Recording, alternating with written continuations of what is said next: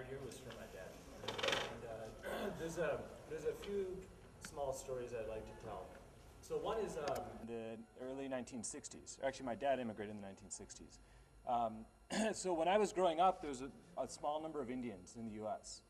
And there was a shortage of culture. During the 1980s, a lot of Hindu temples were built in the U.S. And today they're vibrant centers for where Indians can gather, where they can share their culture, and where kids can actually learn a lot about their religion. And that's a way that Indians outside the U.S. have actually been able to preserve their culture and actually pass it on to the next generation. So imagine India without those temples.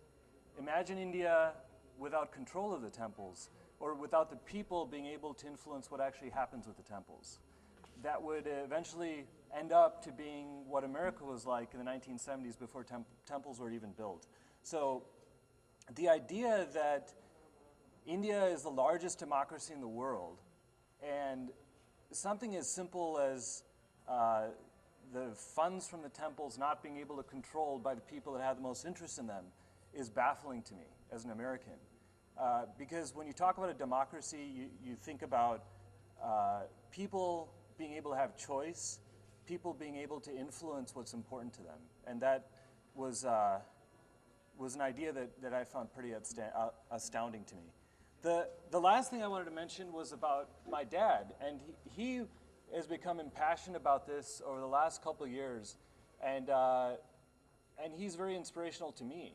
And so I was talking to him this morning at breakfast, and I asked him, Dad, what is it in particular that causes you to be so passionate about this cause? And what he said to me was, it wasn't particularly, he's a Hindu, he's a very proud Hindu, that's very important to him. But what he said to me actually is the principle of it.